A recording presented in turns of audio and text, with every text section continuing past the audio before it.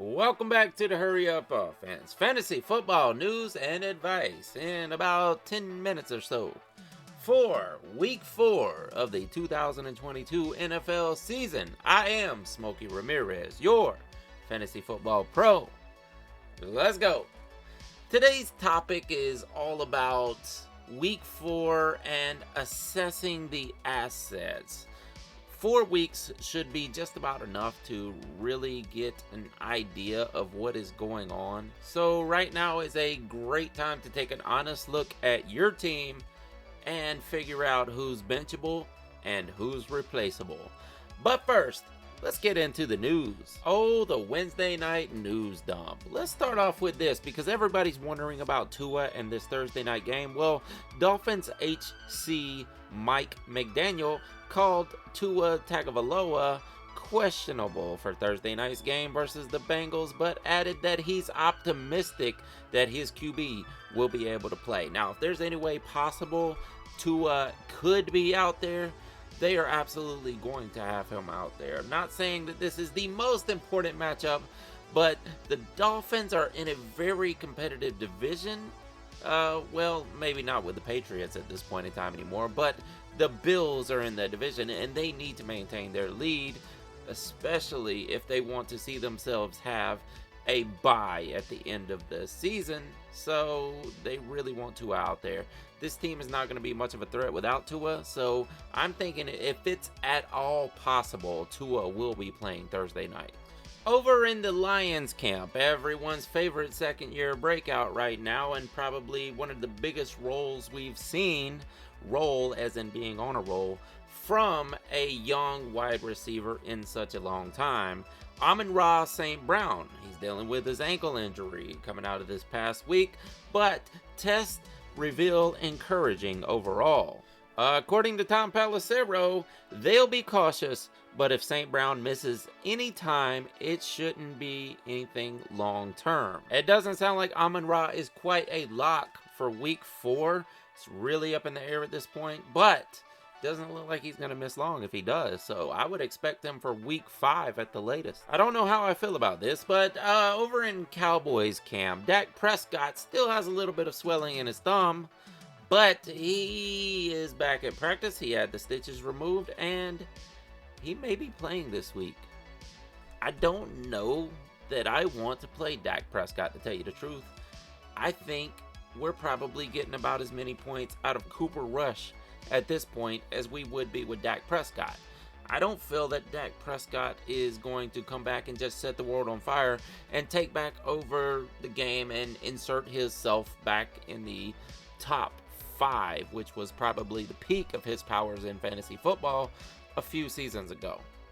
I don't expect that return to that, so I wouldn't be excited about it. But if you do have him on your IR and you're playing a 2-quarterback league or something like that, and you really need someone, you have reason to be excited because he'll probably be back within the next couple of games. But like I said, don't expect the world out of Dak Prescott. Listen, if you haven't heard by now, Myles Garrett was in a wreck, a pretty bad wreck at that, which he wasn't severely injured, but he has a few scrapes and bruises after this. Well, it looks like he might actually play in week 4 after having a pretty severe wreck. Which you're probably asking, why am I talking about Myles Garrett for fantasy football? Well, if you're not playing in an IDP league that uses defensive linemen, well, he is playing the Falcons this coming week. And if you're playing Mariota, or maybe even Cordero, you kind of have to watch this thing. Now, we thought as Falcons fan, we might get a little bit of a break here at an unfortunate situation. Now, we want to see Myles out there playing, of course. No one wants to see him injured and out of the game, but it would have been a break defensively or offensively for the Falcons. But if he's out there, he's going to be giving Mariota fits. What are you going to do? Guess who's back? Guess who's back? Guess who's back? Guess who's back over in the Jets camp? It's Zach Wilson. The Joe Flacco replacement period seems to be almost over at this point, and Zach Wilson is on track to play in week 4. Interesting. I don't know. At times, this offense seems like it's going to be doing something this year. And then we have games like last week where you almost got negative points. Actually, in some formats, you would have gotten negative points out of Joe Flacco after a wonderful 2 weeks. Whatever happened there, I hope it doesn't happen to Zach Wilson. But maybe throw him on your bench and see what happens. Hey, let's talk about the Saints a little bit. Saints wide receiver Michael Thomas and Jarvis Landry did not practice on Wednesday. Their injuries reportedly aren't serious, but consider them uncertain for this week's game versus the Vikings. Now, you would probably think this is good news for Chris Olave, and it may be. Maybe he's just that much of a beast mode that he can handle this, but he's going to draw all the coverage if these two guys are not playing. So, I would expect Jameis to be using those tight ends a little more. I know he likes to throw them bombs down the field, and that's why Chris Olave has been getting a lot of work.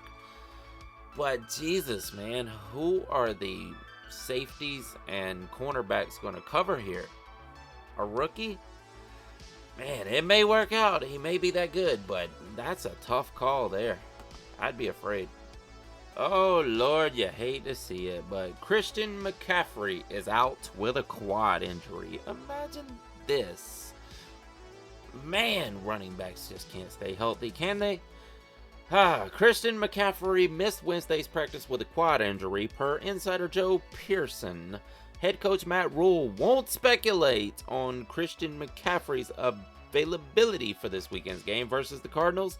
We'll see if McCaffrey is able to get on the practice field tomorrow. You're going to have to check that. This is a fluid situation, and we know the track record. Easy for me to say. We know the track record of Christian McCaffrey and missing games due to injury, so this is a scary moment right here, especially if you drafted him in the first round, which most likely, if you have him, that was your first round pick. Keep an eye on that. I'm running out of time here, but real quickly, Dalvin Cook, of course, separated his shoulder in the game last week. Now, this is something that's happened to him quite a few times, but right now they are saying he is iffy, is the word they're using for week 4.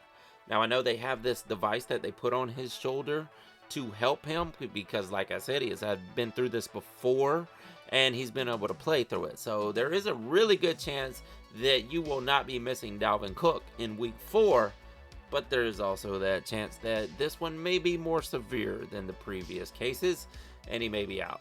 So keep an eye on that because that's a very high draft pick also. But hey, that's it for the news this week. Let's get into the game theory portion of the show. Now we are headed into week 4. We have to assess the assets. We got to figure out which one of these guys, these high draft picks, as I just talked about, that we can go ahead and sit on the bench, which ones we can go ahead and drop. Now, actually, if there is a proven commodity who has been a number 1 at their position in the past, I do not drop them, especially this early in the season. I need at least 6 games myself. Some people don't go by that theory, but I need at least 6 games of knowing this person is not going to return value before I can drop someone who has been a number 1 at that position, like a Michael Thomas, you know. But you wouldn't drop Michael Thomas, would you? You want to hang on to him because you saw a flash of the old Michael Thomas, especially in game 1, right? So therefore, you need to hang on to him because he could, at any game that he's actually playing in, return value and return to being that dominant receiver. Now, I don't expect him to be number 1 in the position like he has been in the past, but there is that possibility. So you can't just throw him out to waivers, let somebody else snatch him up, and then you watch their team slide right by you in weeks to come because they have 2 extremely valuable assets that are going off at the same time. One of those would have been yours, and you're just playing with a backup guy. You know, a Garrett Wilson or something. If he would happen to be on your waiver wire, I'm holding on to Michael Thomas rather than picking up Garrett Wilson to see what could be. Now, he may be a beast. He may go off with Zach Wilson. But I can't just drop a Michael Thomas to pick up a Garrett Wilson to find out. Best case scenario in that situation by my theories are I'm going to wait and see what happens after 1 week of Garrett Wilson and Zach Wilson playing together and see what happens. And then I'm probably still not going to drop Michael Thomas. I'm going to put in a waiver wire and hopefully get rid of a lesser asset to pick up Garrett Wilson. But I'm still not getting rid of Michael Thomas. I need 6 games of poor play in a row before I'm dropping Michael Thomas. That's just how I win fantasy football. I'm just not going to go dropping a former number 1 at a position for a Chase Claypool or a Zay Jones, especially a Jacoby Myers. Like, no, these guys could absolutely be helpful for your team at some point this year, but the chances of them being a league winner compared to a Michael Thomas is far, far between. Yep, that's about it for the time this week. I hope that helps you guys, and I hope you can go out and win some fantasy football games. I wish I had time to go through and break down every single one of these iffy players, but I don't. So, you're on your own from this point out. Hey, if you want to see me and Alex, or rather listen to me and Alex, break down every single game, every single week, and pick the winners, check out the scoreboard. It's already up there on the channel for this week. Go click on it, give us a thumbs up, give us a like, which is the same thing. I don't know why I said that. Anyway, that's enough waffling for this week. I am Smokey Rameriz, your fantasy football pro. I'll see you next week. Deuces.